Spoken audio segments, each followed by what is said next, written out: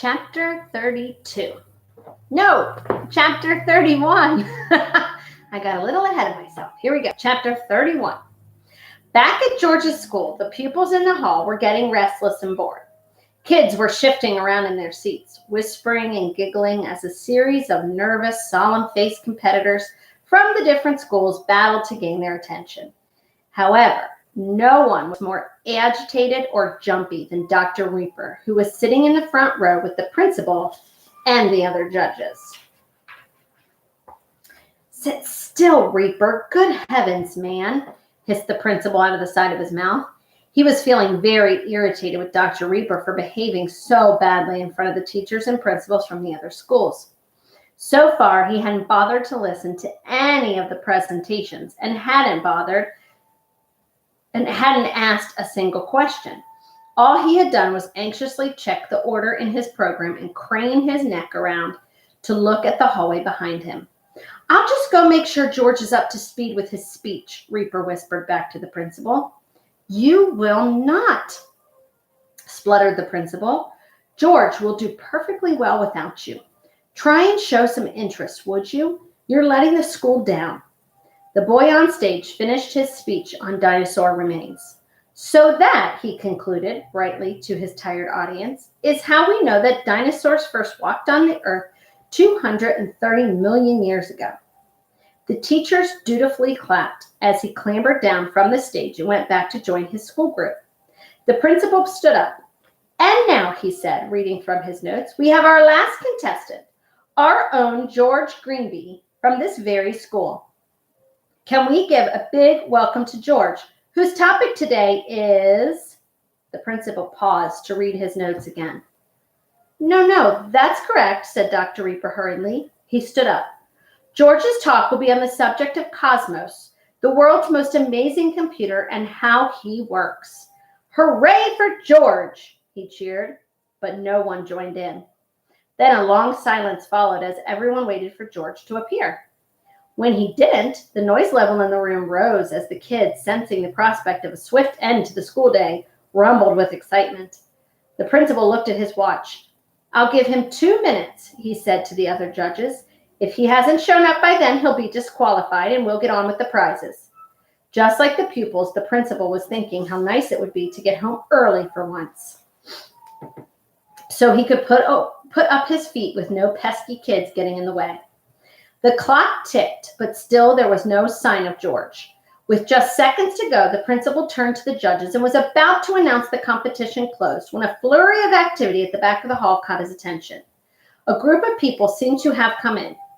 2 adults, one with a laptop computer under his arm, a blonde girl, and a boy. The boy ran straight up to the front of the hall and said, "Sir, am I still in time?" "Yes, George," said the principal, relieved that he had shown up after all. "Get yourself onto the stage. Good luck. We're relying on you." George climbed onto the big school stage and stood there in the very middle. "Hello, everyone," he said in a thin voice. The crowds in the hall ignored him and carried on pushing and pulling and pinching each other. "Hello," George tried again. For a moment, he felt sick with nerves and very foolish standing there by himself. But then he remembered what Eric had said to him in the car on the way there, and he felt more confident.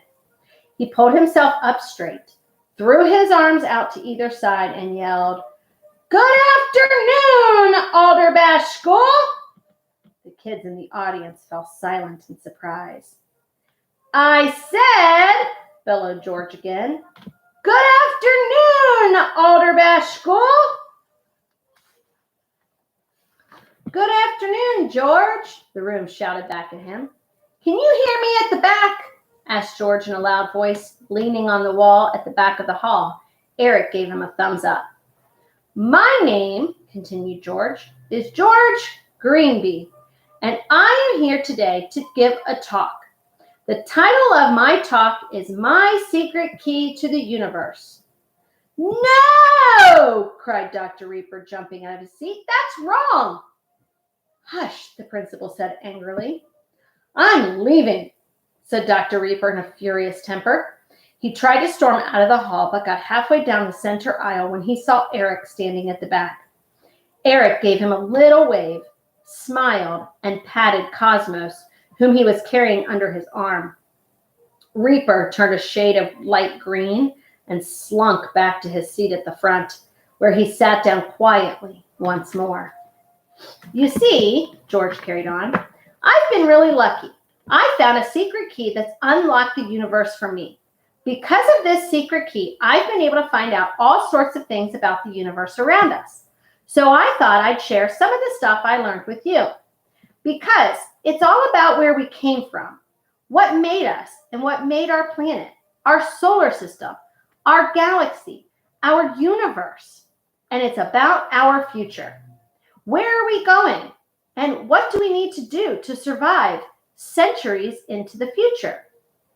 I want to tell you about it because science is really important. Without it, we don't understand anything. So how can we get anything right or make any good decisions? Some people think science is boring.